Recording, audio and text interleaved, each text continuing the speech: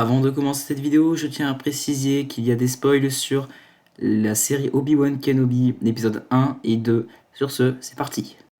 Bonjour à tous, j'espère que vous avez la forme. Aujourd'hui, on se retrouve pour une nouvelle vidéo. Une vidéo, on va dire entre guillemets, réaction comme analyse, puisqu'aujourd'hui, je vais récapituler un peu les épisodes 1 et 2 de la série sur Obi-Wan Kenobi. Mais juste, j'ai envie de vous dire, l'épisode 1, on va pas trop rester dessus parce que franchement, l'épisode 2 est beaucoup plus intéressant. Enfin, quand même, dans l'épisode 1, on a pas mal de choses, mais je veux quand même rester pas mal sur l'épisode 2. Sachant que dans l'épisode 1, il y a vraiment beaucoup de petits détails, mais je trouve que dans l'épisode 2, il y a plus de détails. Donc ne perdons pas de temps, donc on commence directement sur les scènes les plus importantes. Donc on remarque déjà que le début de l'aventure se trouve sur Tatooine. Donc Tatooine, déjà, on se dit, bah, va forcément y avoir Obi-Wan, ou Owen, ou Luke, forcément. Du coup, ensuite, on voit la scène où les Inquisiteurs débarquent, et ils cherchent Kenobi. Donc ils se disent, Kenobi est sur cette planète.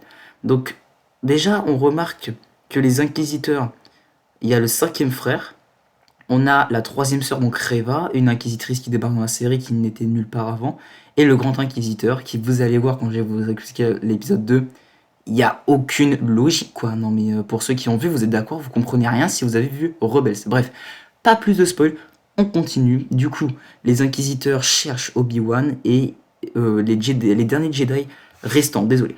Bref, du coup, Obi-Wan, on apprend qu'en fait, que lui, il est vraiment exilé, c'est-à-dire qu'il s'est carrément trouvé un travail, et comme on peut le voir, en fait, son patron n'est pas vraiment, on va dire, domestique, il est vraiment très vénère, c'est-à-dire que si tu le contestes, il te défonce, quoi.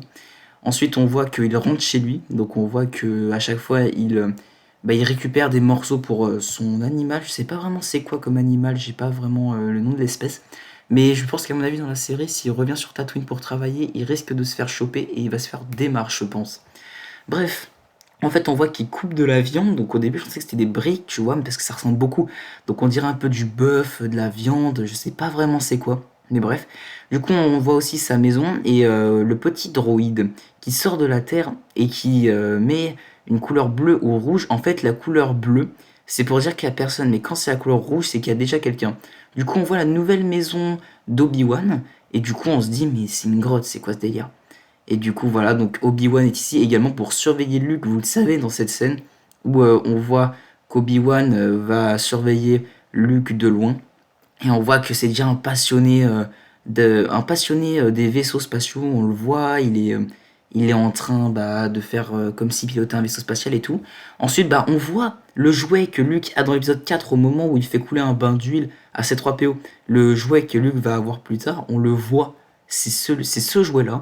Et c'est ça qui m'a tapé dans l'œil. Et en fait, quand Owen va voir Obi-Wan le lendemain pour lui dire non, on veut pas de ton jouet, et en fait, c'est cette scène qui je ne comprends pas.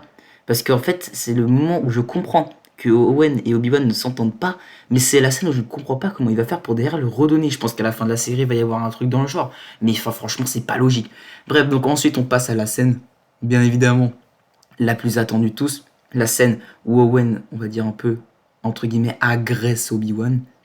Où Obi-Wan dit que Luke devrait être formé, et t'as Owen qui veut pas parce qu'il veut qu'on le laisse tranquille, et Obi-Wan qui conteste, à dire qu'il faut qu'il soit entraîné, et Owen qui dit comme vous avez entraîné son père, et du coup ça plaît pas du tout à Obi-Wan, ça lui rappelle des mauvais souvenirs et tout. Et d'ailleurs, petit changement au début de l'épisode, ce que je kiffe vraiment, c'est les flashbacks qu'ils ont mis, ils sont vraiment trop forts. Et bref, du coup c'est très bien. Ensuite, on va plus trop s'attarder sur Tatooine, on va passer à la planète du sénateur Organa. Je ne sais plus vraiment c'est quoi le nom de la planète, mais comme vous le savez, à la fin du Star Wars 3, Luke et Leia sont envoyés dans différentes planètes et le sénateur Organa voulait une petite fille. Du coup, ils sont envoyés sur... alors, c'est pas Dayu, parce que Dayu, c'est la nouvelle planète, et vous allez voir, vous allez voir. Donc, on a Leia qui vit dans sa ville de princesse et tout ça, mais elle n'aime pas trop. Elle préfère vivre un peu dans le style des racailles et tout. On voit qu'elle ne s'entend pas du tout avec son cousin, parce que même son cousin, de toute façon, lui dit, hein, elle est adoptée, tout ça, enfin, elle ne veut pas le savoir. C'est n'importe quoi. Et du coup, c'est là qu'on se rend compte qu'en fait, que Leia, c'est un peu une combattante.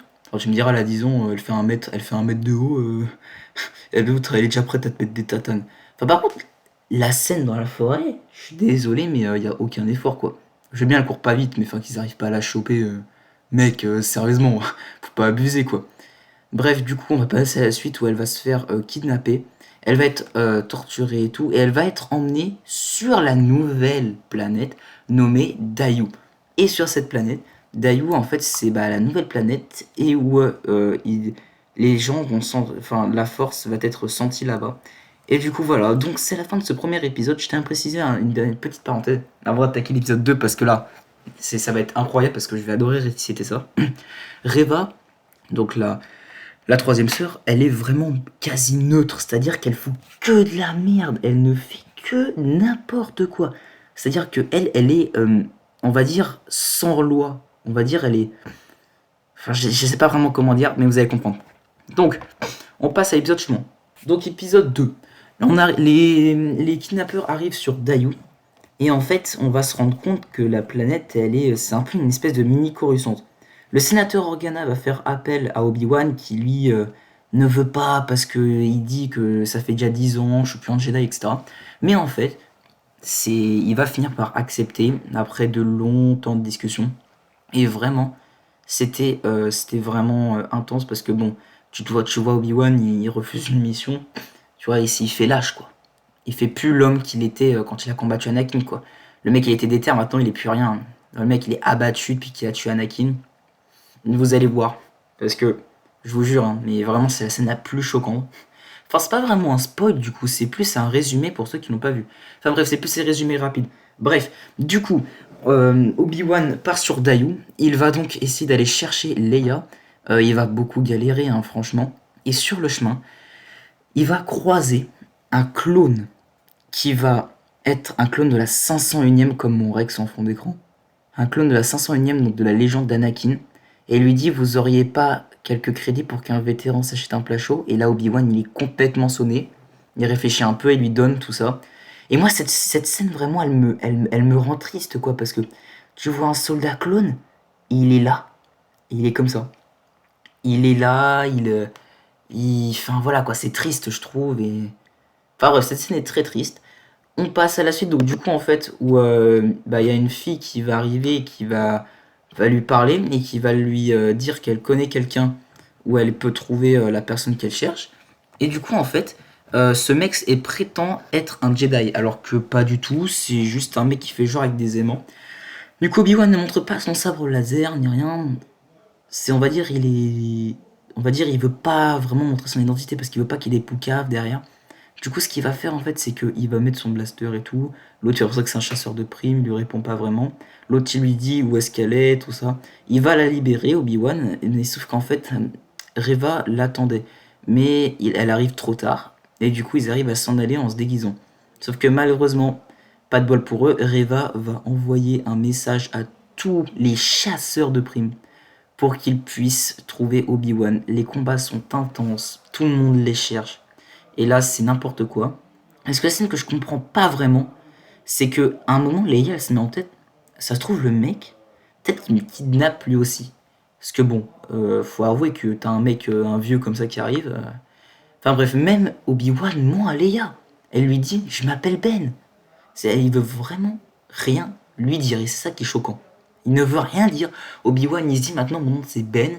Obi-Wan n'existe plus, il est mort, maintenant arrêtez avec ça. Et ça, vraiment, ça m'énerve. Parce que Obi-Wan, techniquement, c'est un monstre. Enfin, je suis désolé.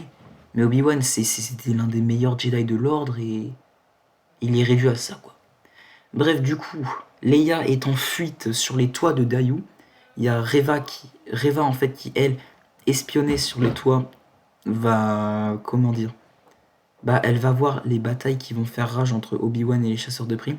Sauf qu'en fait, c'est un peu n'importe quoi. Parce que Reva va voir les coups de blaster, elle va se diriger là-bas, mais vu qu'en fait, Enfin, cette scène, je l'aime pas trop. Parce que t'as Reva qui fait la maline et tout, elle arrive trop tard, n'importe quoi. Et du coup, il arrive en fait à un moment où pendant la bataille, au moment où Obi-Wan tue les deux chasseurs de primes qui essaient de le tuer, Leia va sauter d'un toit à l'autre et va rater, donc elle va tomber dans le vide. Et Obi-Wan, en fait, c'est cette scène qui est l'une des plus marquantes. Parce que, en fait, Obi-Wan Au début, il est en mode je vais jamais réussir à utiliser mes pouvoirs de Jedi. Il met sa main, il fait. Tu sais, sa main elle tremble et tout. Et il essaye d'utiliser la force. Et il galère. Mais il réussit à la poser. Et cette scène, tu vois, elle montre que quand t'es un Jedi et que tu n'utilises pas la force pendant enfin pas 10 ans, des années, tu n'y arrives plus. Et du coup, le mec qui se présentait, prétendait, excuse-moi, prétendait d'être un Jedi, en fait, il va l'aider. Il va retenir Reva pendant qu'ils vont se diriger dans un port de cargo pour quitter la planète, car le mec lui avait dit qu'ils ne pourront jamais quitter la planète car c'était trop difficile, trop sécurisé. Il va retenir Reva, Reva va lui dire je suis un Jedi, combien de crédits tu veux et tout. Et en fait Reva ne la croit pas, elle veut voir Kenobi, tout ça. Et en fait elle va finir par le plaquer et tout, elle va, entre guillemets, fouiller dans son esprit pour savoir où est-ce qu'il est parti. Elle trouve et tout, elle va là-bas, il se dirige vers le port. À ce moment-là, ils sont seuls, donc ils sont pas censés se faire choper, parce qu'il est censé y avoir aucune trace humaine, sachant que c'est un port automatique. Donc personne n'est autorisé, aucun être humain, on va pas abuser, aucun être humain n'est autorisé à rentrer. C'est-à-dire que si un être humain rentre, bah t'es mort.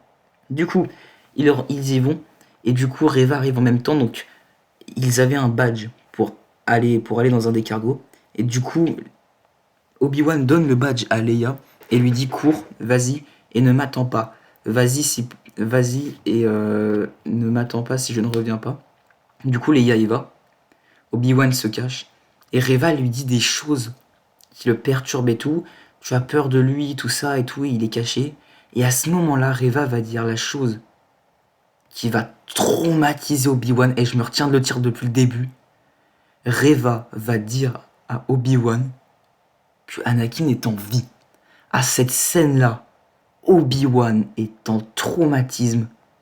Et on a l'impression qu'il est en rage. Mais pas du tout. Il a un peu peur. Il est traumatisé. Et il est choqué, quoi. Parce que sur Mustafar, il pensait l'avoir tué.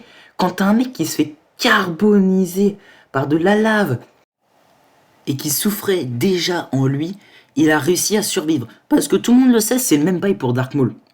Quand le côté obscur peut te sauver une fois quand tu meurs, c'est la rage qui est en toi qui fait que tu survis.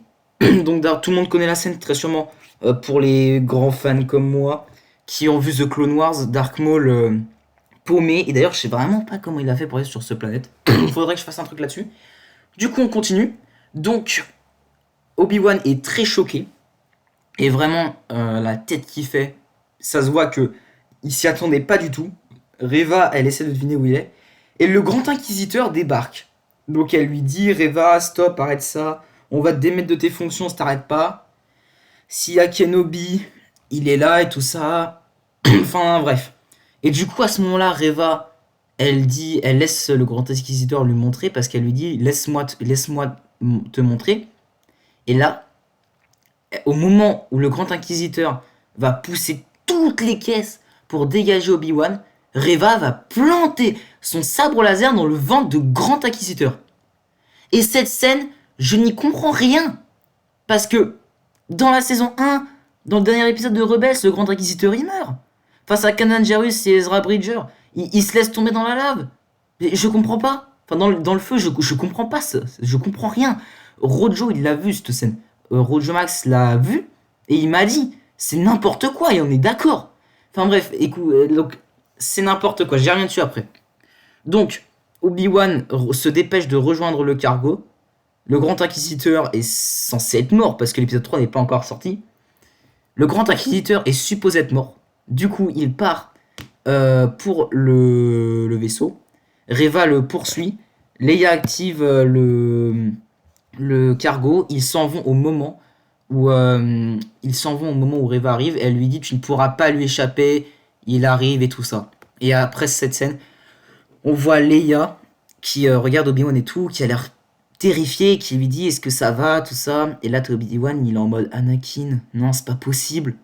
Et il est mort de peur. Et à ce moment-là, on voit Anakin dans sa cuve à Bacta. Et ça se termine. Voilà, donc c'est juste, j'ai très très très hâte que la suite sorte. Je suis impatient. Et je vous le dis, hein, parce que là, j'ai vu que le premier et le deuxième, parce qu'à l'heure où je tourne cette vidéo, il est 18h30. Hein. Et on est un mardi, le mardi 5 mai. Donc les 2 premiers épisodes sont sortis. Et le 3e sort demain. Donc, je vous le dis, je suis personnellement impatient. Et j'ai tellement hâte. Bref, voilà, pour conclure cette vidéo. J'espère que cette vidéo vous aura plu. Moi, écoutez, franchement, je me suis vraiment donné beaucoup de plaisir à faire cette vidéo. Il y aura bien sûr sur l'épisode 3, 4, 5 et 6. Du coup, je ferai des vidéos à chaque fois. Et je ferai peut-être une vidéo aussi sur la réaction. Enfin, vous verrez des prochaines réactions parce que Star Wars ont sorti plein de trucs.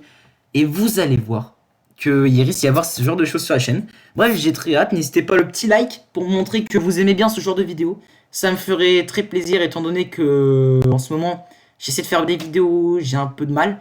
Donc je fais comme je peux.